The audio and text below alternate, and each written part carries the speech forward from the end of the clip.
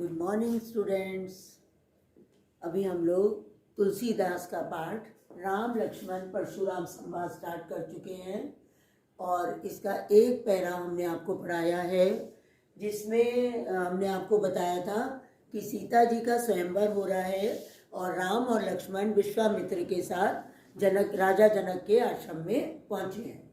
वहाँ पर शंकर जी का एक धनुष है और राजा जनक ने ये शर्त रखी है कि जो भी कोई इस शंकर जी के धनुष को तोड़ देगा उसी से सीता जी का विवाह किया जाएगा। तो रामचंद्र जी, राम और लक्ष्मण जब वहाँ पहुँचते हैं तो अनेक राजा वहाँ पर उपस्थित थे और सभी राजाओं ने उस शिवजी के भारी भरकम धनुष को हिलाने की कोशिश की, उसको तोड़ने की कोशिश की, लेकिन वे उसे हिला भी ना सके। लेकिन श्री राम ने सहसा ही उस धनुष को पकड़ा और वह टूट गया।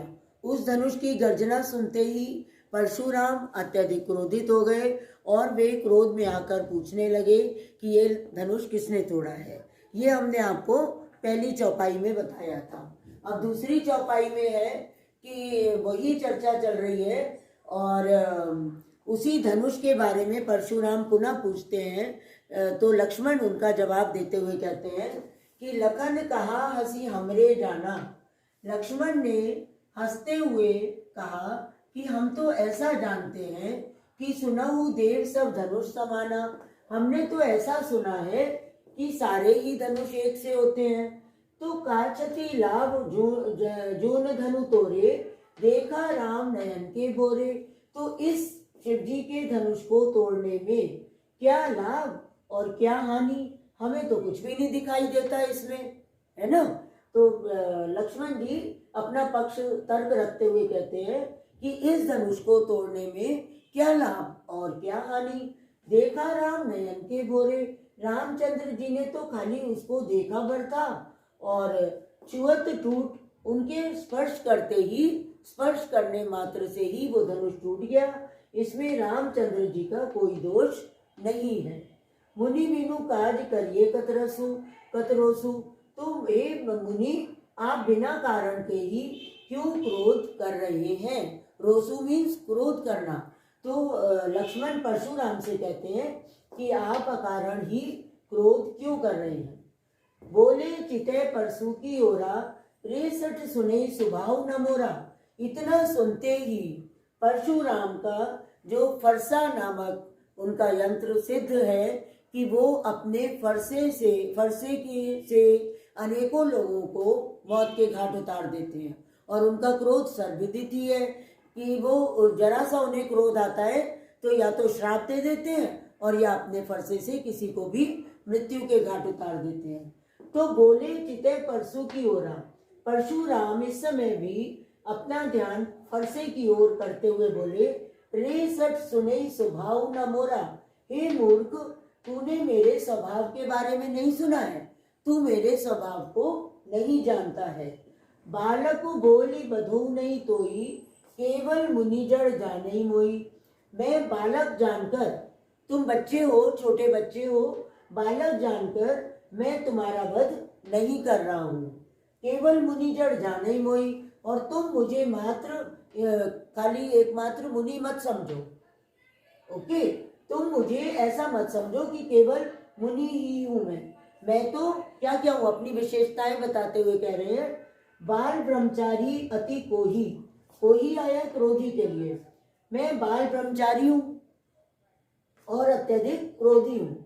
विश्व विदित क्षत्रिय कुलद्रोही, और ये बात सारा संसार जानता है कि मैं क्षत्रिय कुल का द्रोही हूँ। क्षत्रिय कुल से मेरे प्रारंभ से ही शत्रुता रही है। भुजबल भूमि भूप बिनु कीनी। तो अपनी भुजाओं के बल से मैंने पृथ्वी को अनेक बार राजाओं के रहित किया है। ध्यान से देखो, भुजबल भूमि भूप बिनु कीनी, अपनी भुजाओं के बल से मैंने पृथ्वी को अनेक बार राजाओं से रहित किया है। विपुल बार मई देवन दीनी, और अनेक बार उस पृथ्वी को देवताओं को दे दिया है। सहस्र बाहु भुज छेदनिहारा, और सहस्र बाहु की भुजाओं को मैंने काटा है, काट डाला है। परसु विलोक महीप कुमारा, हे राजकुमारों, मैं इसी फरसे से मैंने सहस्त्रबाहु की भुजाओं को भी काटा है, तो मेरे इस फरसे को देख लो। उसके बाद चौपाई के बाद दोहे में कहते हैं, मातु पितई जनि सोच बस, करसी महिष किशोर, गर्भन के अर्भक दलन, परसु मोर अति घोर। अपने फरसे की विशेषता बताते हुए और अपने बारे में बताते हुए परशुराम कहते हैं कि तुम्हारे माता पिता के शोक को जानकर, अर्थात जब तुम्हारी मृत्यु हो जाएगी तो उन्हें अत्यधिक शोक होगा, उस बात को सोचकर हे राजकुमारों, मैं तुम्हारा वध नहीं कर रहा हूँ। अन्यथा मेरे फरसे में तो परसु मोर अति घोर, परसु मीन्स फरसा, मेरा फरसा तो इतना अधिक भयानक है कि ये गर्भ में पल रहे बच्चों को भी नष्ट कर देता है।